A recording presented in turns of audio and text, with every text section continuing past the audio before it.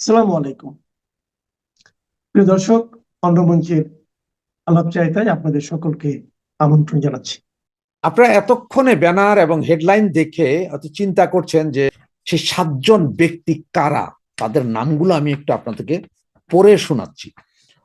প্রথম, জুবায়ের আহমেদ চৌধুরী, হিজবুত তাহিরির ঢাকা প্রধান। জুবায়ের আহমেদ চৌধুরী, হিজবুত তাহিরির ঢাকা প্রধান। 2 নম্বরে আছে ইফতিসাম ইলাহি জাহির, পাকিস্তানের জামিয়াতুল মারকাজি আহিদের নেতা, মানে পাকিস্তানি সন্ত্রাসী গোষ্ঠীর নেতা।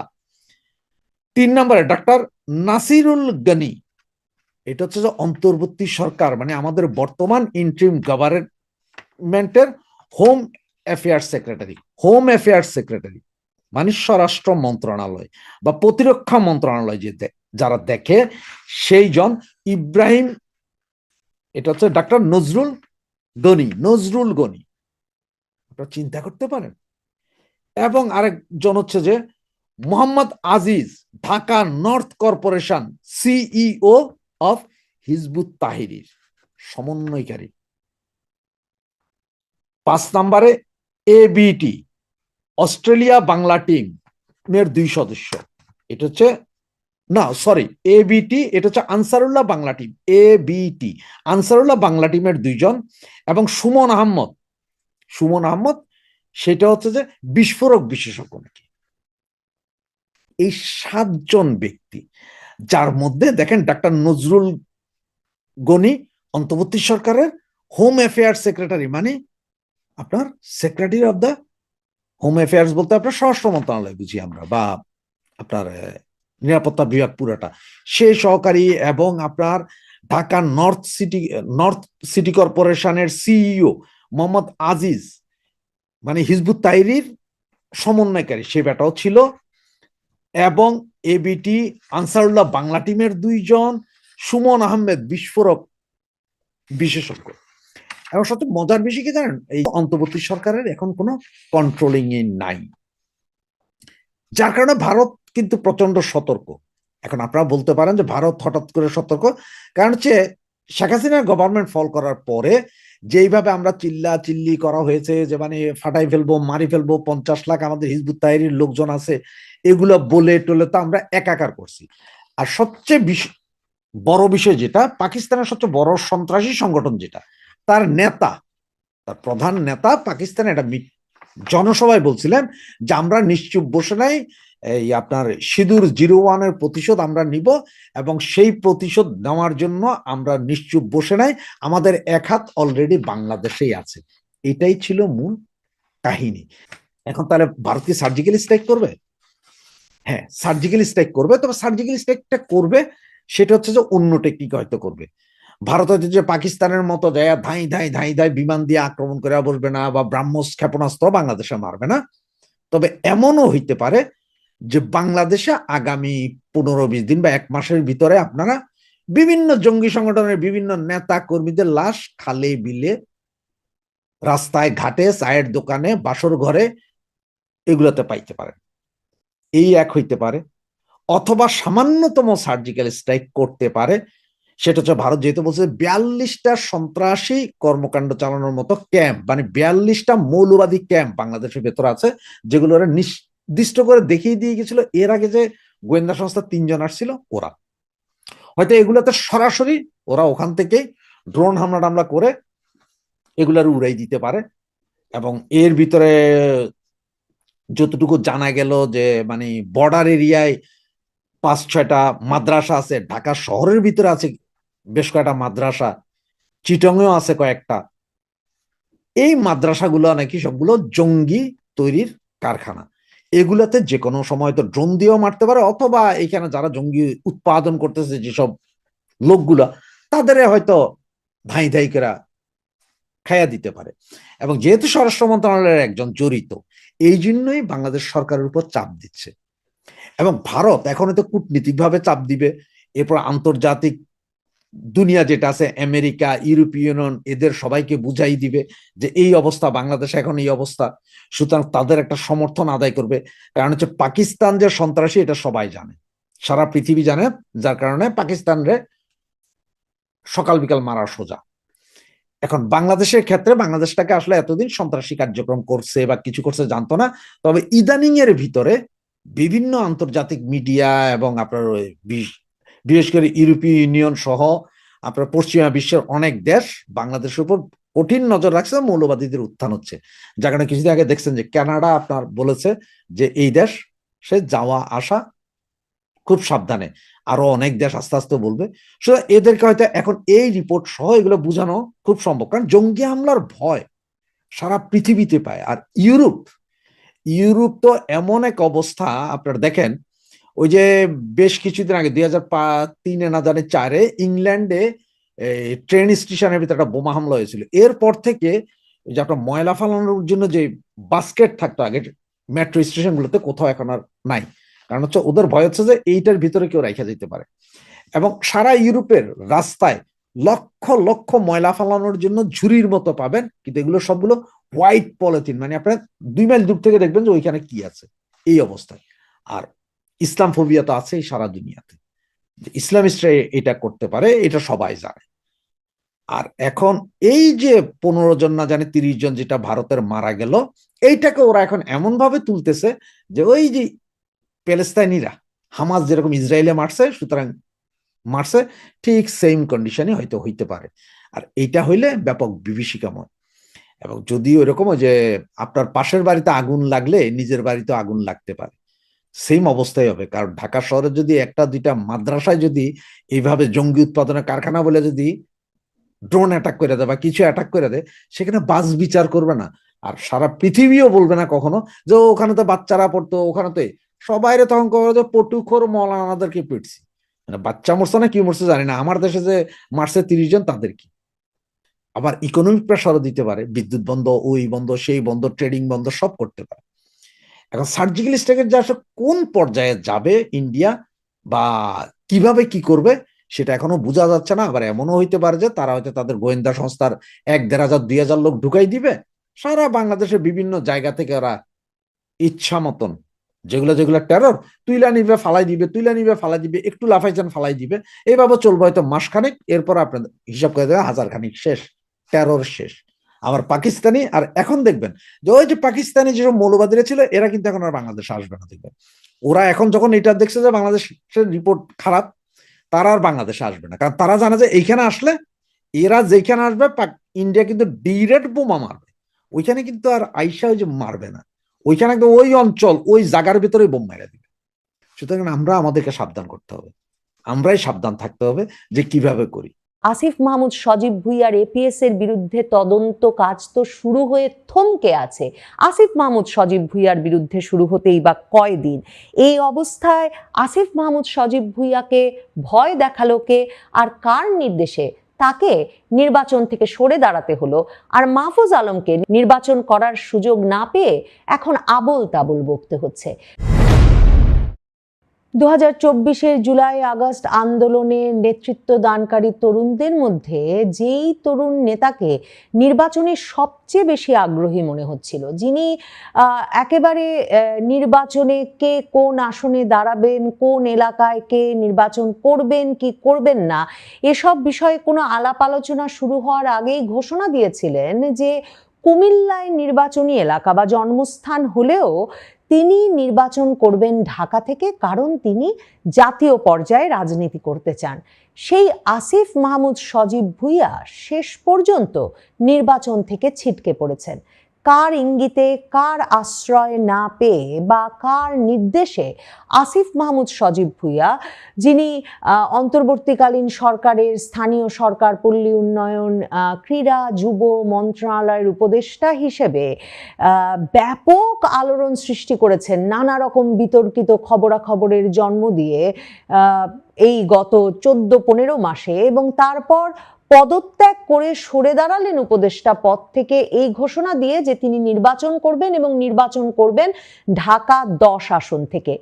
আসিফ মাহমুদ সজীব ভুঁইয়া এতটাই আত্মবিশ্বাসী ছিলেন তার নির্বাচন করবার বিষয়ে, যে তিনি নিজেই সিদ্ধান্ত নিলেন যে ধানমন্ডি এলাকা ঢাকা 10 আসন থেকে তিনি নির্বাচন করবেন, এবং এই তরুণ বলে বসলেন যে যেহেতু তিনি উপদেষ্টা পদ থেকে পদত্যাগ করবার পর ঢাকা 10 এলাকাতেই, ধানমন্ডি এলাকাতেই স্থায়ীভাবে বসবাসের কথা ভাবছেন, কাজেই তিনি এই এলাকা থেকে নির্বাচন করতে চান। কুমিল্লার মুরাদনগর এলাকার স্কুল শিক্ষকের ছেলে ঢাকা বিশ্ববিদ্যালয়ের ছাত্র আসিফ মাহমুদ সজীব ভুঁইয়াকে এই অন্তর্বর্তীকালীন সরকারের উপদেষ্টা থাকা অবস্থায়, মানে স্থানীয় সরকারের সকল কাজের তদারকি করা, কে কোন কাজ করবেন থেকে শুরু করে প্রকল্পের পর প্রকল্প সৃষ্টি করে মানে চাকরির পর চাকরি, নিয়োগের পর নিয়োগ দেওয়ার সুযোগ তৈরি করার অভিযোগে অভিযুক্ত করা হয়। তার বিরুদ্ধে AK-47 রাইফেলের গুলি নিয়ে এয়ারপোর্ট পার হয়ে যাচ্ছিলেন, তেমন অবস্থায় তাকে হাতে নাতে ধরা হয় সিকিউরিটি চেকে, এবং তখন তিনি বলেন যে তার নিরাপত্তার জন্য তাকে অস্ত্রের লাইসেন্স নিতে হয়েছে। এই অস্ত্রবাজি নিয়েও আসিফ মাহমুদ সজীব ভুঁইয়া নানা রকম আলোড়ন তৈরি করেন। তিনি বলেন 5ই আগস্টেও যদি শেখ হাসিনার পতন না হতো তাহলে তাদের যেমন সশস্ত্র যুদ্ধের প্রস্তুতি ছিল, যুব ক্রীড়া মন্ত্রণালয়ের উপদেষ্টা হিসেবে তিনি তার মেয়াদের শেষ দিকে বা তার দায়িত্বের শেষ দিকে 10,000 তরুণ তরুণীকে বাংলাদেশে অস্ত্র প্রশিক্ষণ দিয়ে গেছেন সরকারি খরচে, নিজ উদ্যোগে, নিজের সিদ্ধান্তে। মানে এহেন আসিফ মাহমুদ সজীব ভুঁইয়া, যিনি কিনা এ মাসের মানে মাঝামাঝি সময়ে 11ই ডিসেম্বরের দিকে ফেসবুকে একটা স্ট্যাটাস দিয়ে ঘোষণা দিয়েছিলেন যে তিনি কোনো দল থেকেই দাঁড়াবেন না, তিনি স্বতন্ত্র নির্বাচন করবেন। এমনকি নির্বাচনী ভিডিও পর্যন্ত তৈরি হয়ে গিয়েছিল তার, এবং সেই ভিডিওটাও তিনি রিলিজ দিয়েছিলেন। আসিফ মাহমুদ সজীব ভুঁইয়া এখন নাকি নির্বাচন করবেন না তাই নয়, তিনি এনসিপির মুখপাত্র হিসেবে কাজ করবেন। জাতীয় নাগরিক পার্টি জামায়াতে ইসলামীর সঙ্গে যোগ দিয়েছে, এবং ঢাকাতেই জাতীয় নাগরিক পার্টিকে জামায়াতে ইসলামী 6টি আসনে ছাড় দিয়েছে, কিন্তু আসিফ মাহমুদ সজীব ভুঁইয়ার ঠাঁই হয়নি সেই 6টি আসনের একটিতেও, এবং আসিফ মাহমুদ সজীব ভুঁইয়াকে ছাড় দেওয়ার প্রয়োজন বোধ করেনি ঢাকা 10 আসনে জামায়াতে ইসলামী। আর কুমিল্লা 3 আসন থেকেও কিন্তু, যেখানে তার পৈতৃক বাড়ি, সেখান থেকে তার মনোনয়নপত্র সংগ্রহ করা হয়েছিল দুদিন আগে, এবং তখন খবর ছড়িয়ে পড়েছিল যে এনসিপি থেকে বা আসিফ মাহমুদ সজীব ভুঁইয়া যদি স্বতন্ত্র নির্বাচন করেন, তিনি হয়তোবা তার জন্ম এলাকাতেই ফিরে যাবেন এবং কুমিল্লা থেকে নির্বাচন করবেন। কুমিল্লা 4 থেকে হাসনাত আব্দুল্লাহ করছেন, কুমিল্লা 3 থেকে আসিফ মাহমুদ সজীব ভুঁইয়া করবেন।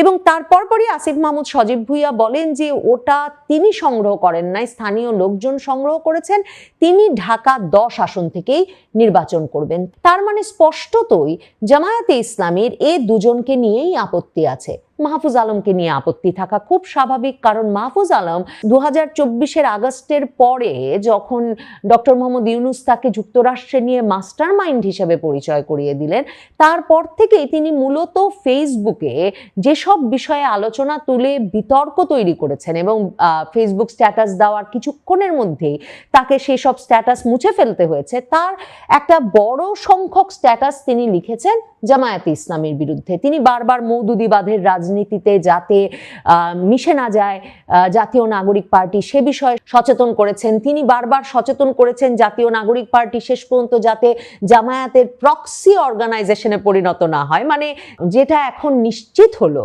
কারণ মানে জাতীয় নাগরিক পার্টি যে জামায়াতের বি টিম বা সি টিম, সেটা অনেকেই শুরু থেকেই বলে আসছিলেন যারা রাজনীতি কিছুমাত্র বোঝেন, কিংবা জামায়াতে ইসলামী জুলাই আগস্ট আন্দোলনে তাদের সংশ্লিষ্টতা সম্পর্কে যা বলছিল সেগুলো মাথায় রাখলে এটা বুঝতে অসুবিধা হচ্ছিল না। কিন্তু মাহফুজ আলম বারবার সাবধান করতেন কিছুতেই যাতে জামায়াতের প্রক্সি টিম হয়ে না ওঠে জাতীয় নাগরিক পার্টি।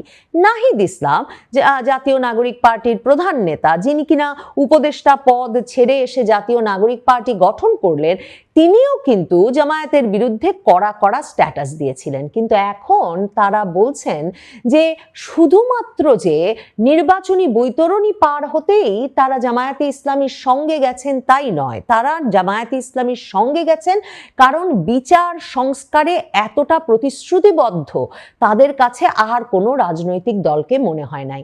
আসলে প্রাণ ভয়ে ওষ্ঠাগত অবস্থা আসিফ মাহমুদ, সজীব ভুঁইয়া, মাহফুজ আলম সহ জাতীয় নাগরিক পার্টির সকল নেতৃবৃন্দের, এই তরুণ নেতৃবৃন্দের, বিশেষ করে হাদির হত্যার ঘটনার পর থেকে তারা নিশ্চিতভাবে এক রকমের ব্যাপক নিরাপত্তা সংকটে ভুগছেন এবং তারা মনে করছেন যে বড় দল ছাড়া আসলে ঢাকা বা ঢাকার বাইরে কোনো নির্বাচনী আসনেই বড় দলের সমর্থন ছাড়া তাদের পক্ষে গিয়ে দাঁড়ানো সম্ভব নয়।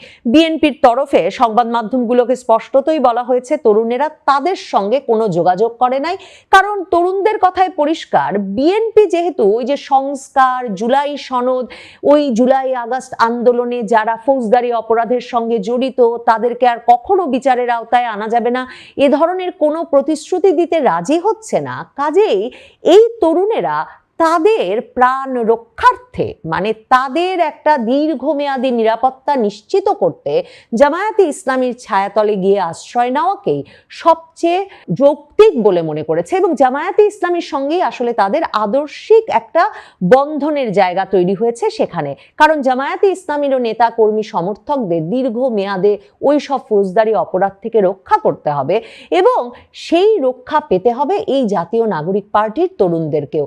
আসিফ মাহমুদ, সজীব ভুঁইয়া আর মাহফুজ আলম কত বিপদে পড়েছেন যে যেই আসিফ মাহমুদ ধানমন্ডি ঢাকা 10 আসনের ভোটার হয়ে সংবাদ মাধ্যমের সামনে ঘোষণা দিয়ে ফেললেন যে তিনি উপদেষ্টা পদ ছেড়ে এই ধানমন্ডিতেই থাকবেন, তারা কিন্তু তাদের সরকারি বাড়ি ছাড়ার সাহস পাচ্ছিলেন না। কারণ সরকারি বাড়ি ছেড়ে এ ধরনের মানে নিরাপত্তার ব্যবস্থা আর কোথায় তারা পাবেন, কিভাবে তারা আবার সাধারণের জীবনে ফিরে যাবেন, এই ব্যবস্থাটা তারা কিছুতেই করে উঠতে পারছিলেন না।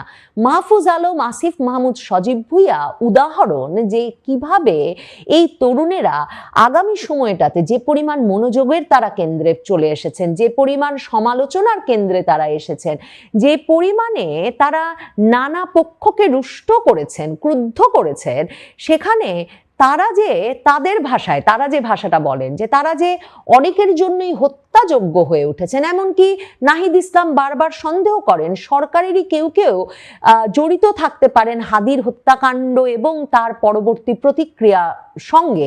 নাহিদ ইসলামরা সন্দেহ করেন এখনো যে কারা ঘটালো হাদি হত্যাকাণ্ড, এই বিষয়টা যে এখন পর্যন্ত জানা গেল না, তার মানে এমন ক্ষমতার কেন্দ্রে বসে থাকা ব্যক্তিবর্গ এ ঘটনা ঘটিয়ে আসলে এই তরুণ নেতাদের হয়তো ভড়কে দিতে চেয়েছেন।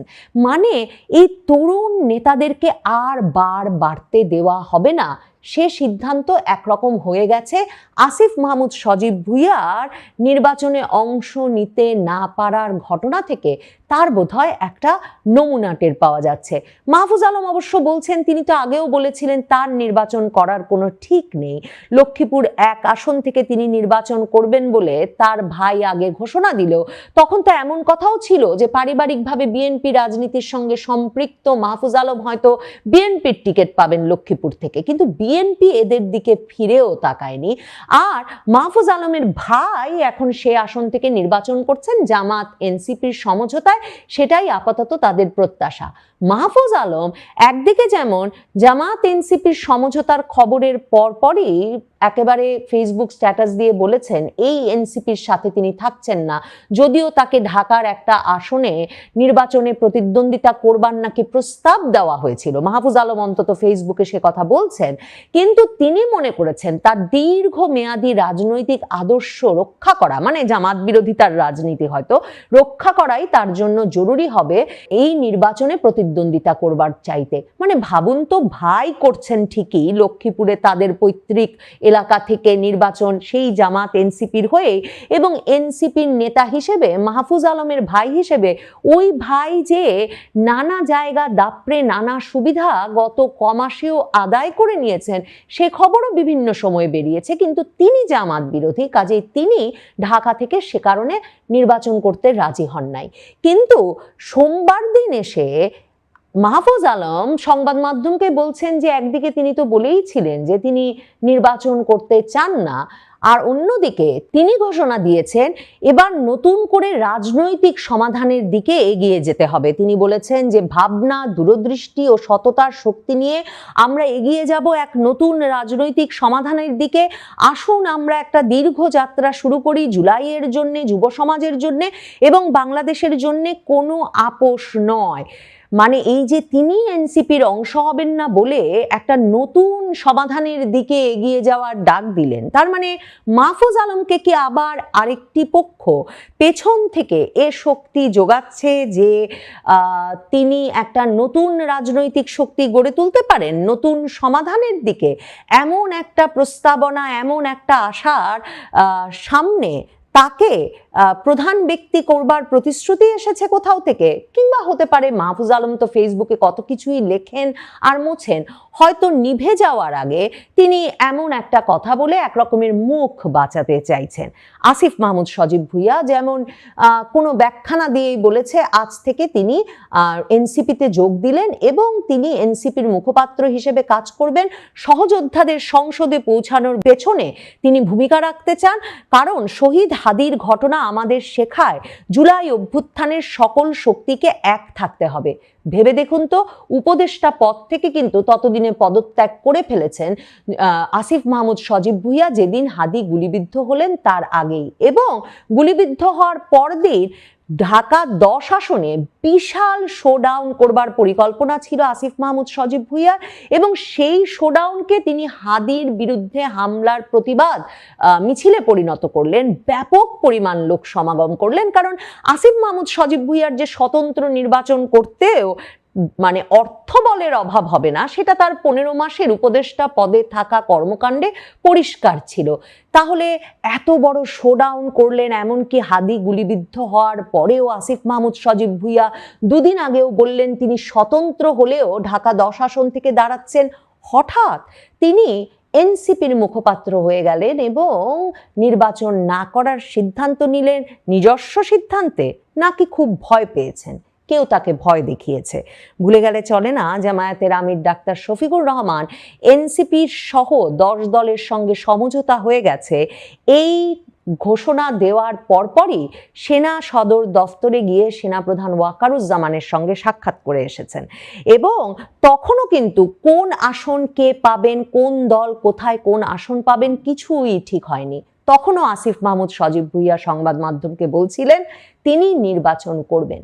কাজেই কোথা থেকে নিরাপত্তার ভয় দেখিয়ে কিংবা অন্য কোনো মানে দুর্নীতির খতিয়ান বের হয়ে আসার ভয় দেখিয়ে কিংবা দুর্নীতি দমন কমিশনে আসিফ মাহমুদ সজীব ভুঁইয়ার এপিএস এর বিরুদ্ধে তদন্ত কাজ তো শুরু হয়ে থমকে আছে, আসিফ মাহমুদ সজীব ভুঁইয়ার বিরুদ্ধে শুরু হতেই বা কয়দিন?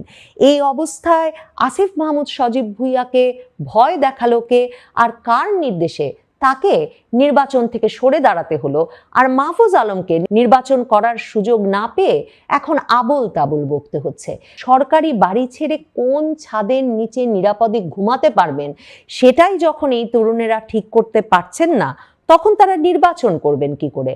আমার কেন যেন মনে হয় এই নির্বাচনের প্রস্তুতি, নির্বাচনের জনসংযোগ, মনোযোগ, অমনোযোগ, অন্যদিকে মনোযোগ, এসবের সুযোগে জুলাই আগস্ট আন্দোলনের অনেক তরুণেরাই হয়তো প্রকাশ্য কর্মকাণ্ড থেকে হারিয়ে যাবেন।